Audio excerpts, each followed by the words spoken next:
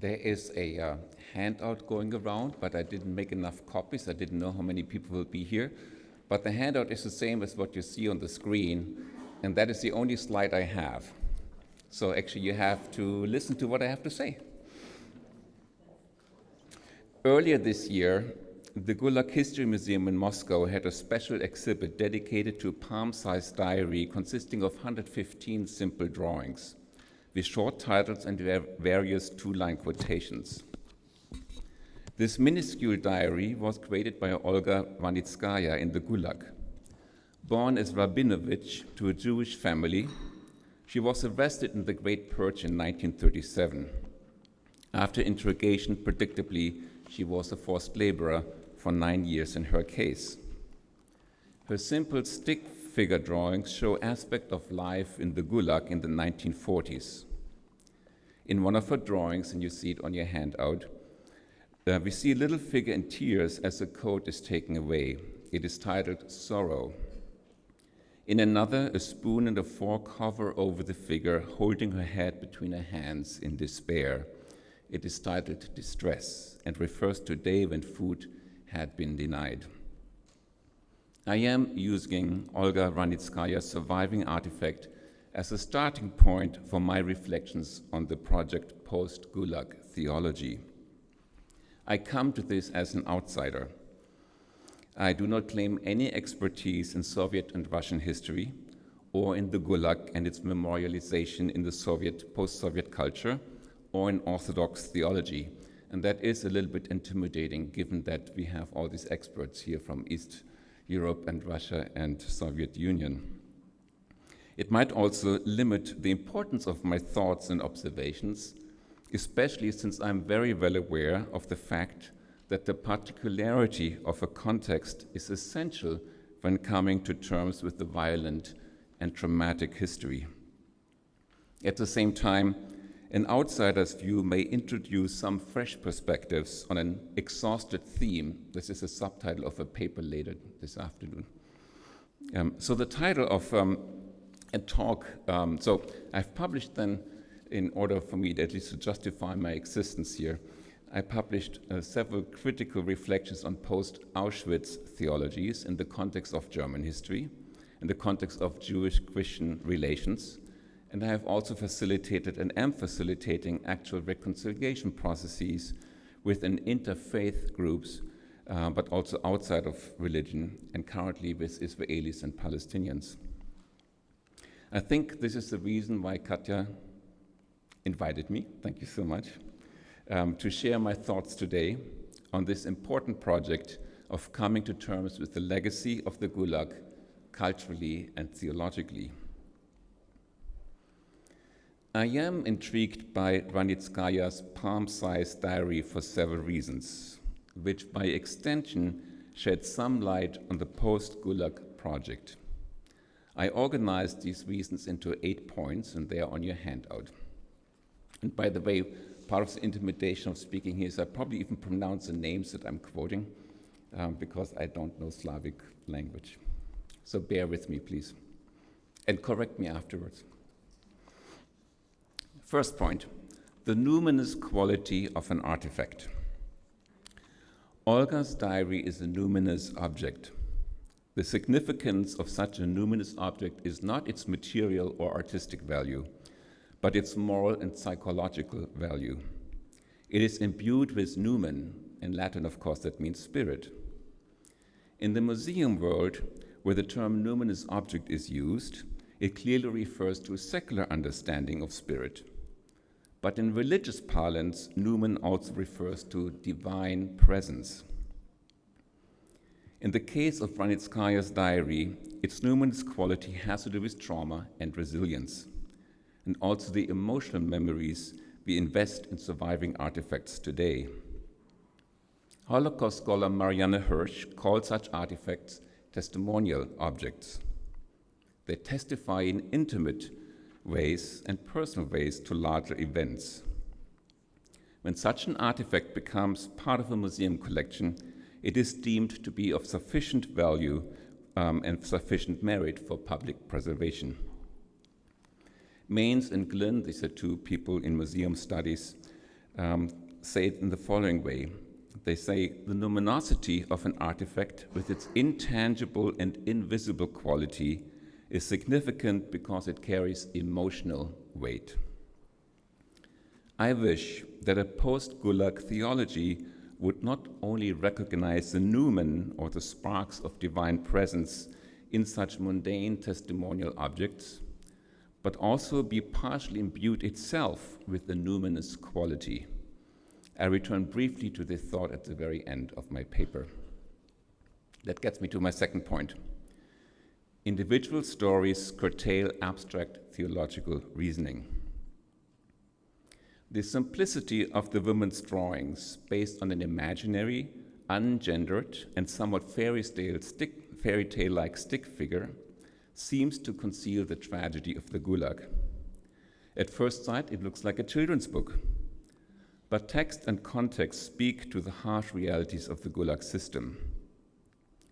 We might dismiss Olga's diary as irrelevant for our understanding of the widespread system of Soviet state terror, and we might want to dismiss it as immaterial for theological reasoning. We might ask, what could our post-Gulag emotional investment into such a numinous object really explain historically and politically about the system of terror? In itself, perhaps very little. And yet several papers presented at previous occasions of this post-Gulag project insist that the recovery of the experiences of individuals is an important antidote to a system that denied individuality. The well-being of individual people was replaced by an all-encompassing ecosystem of violence, as Lynn Viola put it in her study of Stalinist perpetrators. In such a system, a person's sacrifice for the sake of the revolution was expected, leading to self-incriminations and torture-enforced confessions, and then followed, of course, by year-long imprisonments in the Gulag. Other contributors have suggested that the task of a post-Gulag theology is not to start with abstractions, but with the experiences of real people, especially with prisoners suffering extreme dehumanization in the camps. Katja, of course, has put this most succinctly when she called for a different kind of hermeneutics. Avoid abstractions, she demands of theological approaches. And she continues, a paraphrased quote, "Our discussions of the evil and the presence of God cannot be divorced from the circumstances of extreme dehumanization."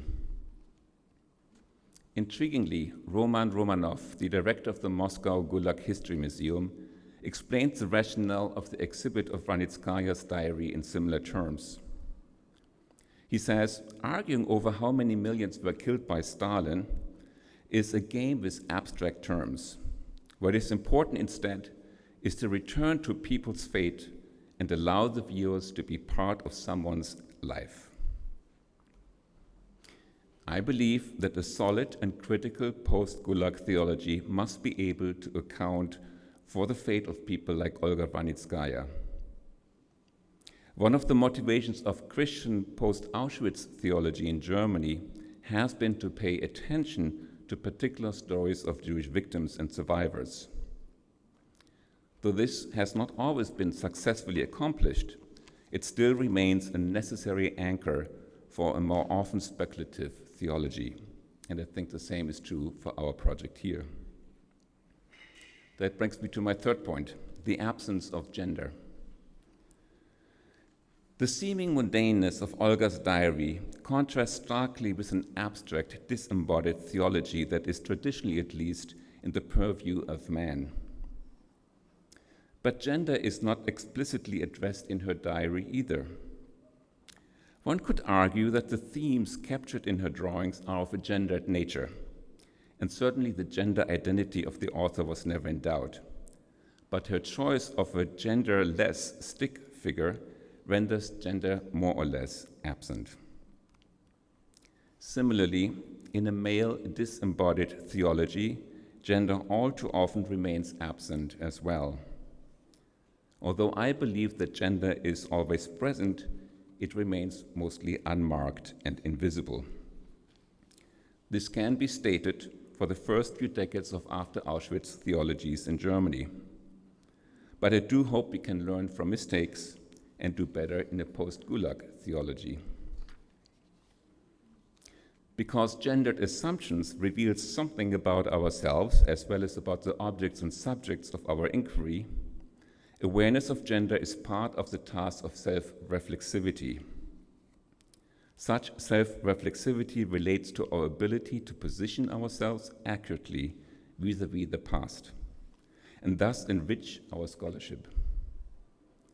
There's certainly enough material available, such as the very well-known collection of women's memoirs of the Gulag, Till My Tale is Told by Wilensky, but equally known works like the Kolyma Tales by Shalamov, which has been part of your research, can and should be analyzed according to gendered assumptions about the male experience. This brings me to my fourth point, the necessity of detailed historical knowledge. Vanitskaya's diary would have been lost and buried in the rubble of history had the journalist Zoya Eroshok not embarked on a painstaking journey for many years to trace the diary back to its author.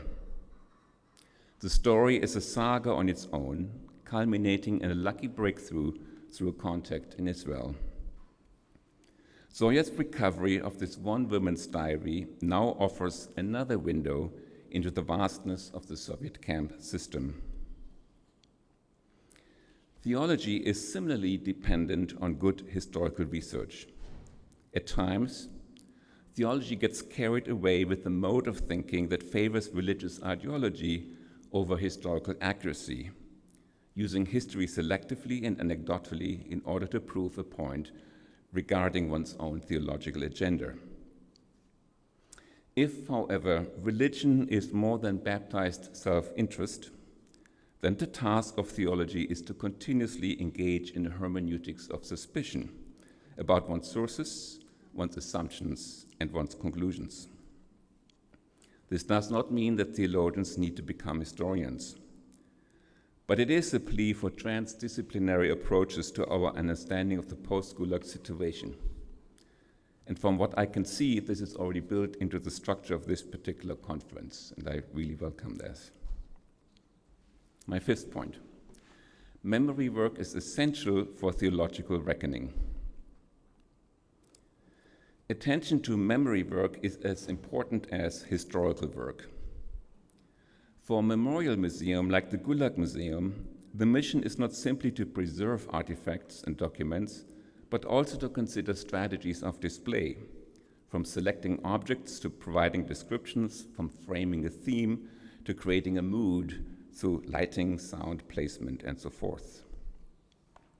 To display a numinous object like Olga's diary is less about new historical information and more about emotional engagement with the past. For the journalist Zoya Eroshok, the display of the diary is an act of rescuing Vanitskaya's story from oblivion. It is, in her words, a testament of her outliving the system that sought to erase her. The way in which this journalist frames her obsession with the diary goes far beyond preserving an artifact. Her justification is steeped in political emotions. Put in a larger context, memory does not simply exist. It exists in ways we frame and convey the past, in the ways we nurture, engage, identify with, or reject events of the past. As the ancient Greeks already knew, there is an ars memoria, an art of memory, and an ars oblivionis, an art of forgetting. And the art of remembering and the art of forgetting inform our coping mechanisms with the traumatic past. A vital part of the task of acknowledging the harms inflicted and the harms endured is to engage in emotional memory work. Because such harms may have been suppressed or remain publicly unacknowledged, the act of remembering is as important as it is burdened by unresolved emotions. Memory work, as opposed to memory itself, refers to an active process of working through the past. Simply put, we all have memories. But not all of us are willing to engage them critically. Memory work is such critical engagement. It remains cognizant of the interplay between the traumatic content of injury, the narrative and visual forms it takes to get communicated, and the socio-political context within which it gets a hearing. In terms of theology, given the biblical emphasis on remembering, it should come as no surprise that post-Gulag theology needs to engage in memory work. This might be painful, especially for institutions, religious institutions, but it is necessary. A critical theology cannot shy away from those wounds, and here I'm also talking about the wounds of complicity. This is not done for the sake of the past, but for the future. The Abrahamic traditions know many different terms and words for this. Tawbah in Islam, Teshuvah in Judaism, metanoia in Christianity. They all refer to the ability for us to turn back and turn around as a mechanism of renewal. My sixth point, private memories, public debates. Vanitskaya's diary from the 1940s is personal. Displayed in 2018, it enters into the public realm of cultural memory and debate. The value of this artifact might be contested, but as I mentioned earlier, it is not artistry or material value that is important, but whether and how it resonates with the public today. Perhaps a diary with these pictures is similar to the surviving photographs of the Gulag, that are often not self-explanatory, and for which, according to Anne Applebaum, we need to develop a form of visual archaeology. For Zoya, the journalist, the diary is more than just another piece of evidence of the Gulag. It is, as she says, quote, a form of revenge against Stalin for all his victims. And the kind of memory work that post-Gulag theology would have to be engaged in, the victims, like in the journalist's rationale, need to occupy a central place. But whether this revenge that we are seeking is open for debate. A perpetrator-focused retributive justice system that determines the guilt of perpetrators is certainly an essential element for post-conflict societies. But equally important is to create a victim-focused restorative justice system where we take care of the needs of victims. It is the latter, the restorative justice system, where theology can play a public role. We know this from the Truth and Reconciliation Commissions, and with Pumla in the audience, she's an expert on both the South African context and beyond that context when it comes to this topic. Seventh, the absence of perpetrators. Zoya, the journalist, did not only center on victims, but also she values the diary for its symbolic revenge against perpetrators. This begs the question of how to deal with perpetrators and their legacy in post-conflict societies. Perpetrators are absent in Vanitskaya's drawings. Visually, they are not represented. Linguistically, they are referred to only with the anonymous they. Things seem to happen to the stick figure more like fate or bad luck than the result of human evildoing. This could have been the artist's personal style. More likely, the absence of perpetrators is due to her precaution in case the diary would have been discovered by camp guards. A post-Gulag theology certainly cannot obfuscate perpetrators. What Vanitskaya had been unable to do, a post-Gulag theology must do vicariously to make the perpetrators visible again. And this might be especially true for this very complicated system in the Soviet Union, with secrecies and silences and partial acknowledgements of truths that the previous speaker had mentioned. Although the moral core of such theology is constituted by the circumstances of the victims, especially their extreme dehumanization, to leave out the perpetrators distorts both the historical record and the memory work we need to do. Keeping the perpetrators invisible prevents us from holding them accountable. It also prevents us from reckoning with past wrongdoings in our own professional, social, and familial circles. And it tempts us to identify socially and emotionally with the innocence of the victims rather than the culpability of the perpetrators. The after-Auschwitz theologies in Germany are partially guilty of such a shortcoming, especially in the first decades. Theological reflections on perpetrators were simply not present in the beginning.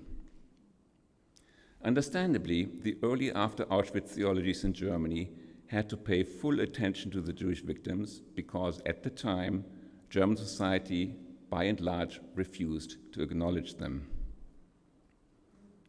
But telescoping on the victims only leads to identifying with the innocence of the victims rather than to accounting for the perpetrator legacies in our own families and our own social circles. In other words, post-conflict theologies need to position themselves accurately in their own national and biographical past, while at the same time they need to stay committed to a practice of care for the former victims and their descendants. It then brings me to my 8th point and my conclusion.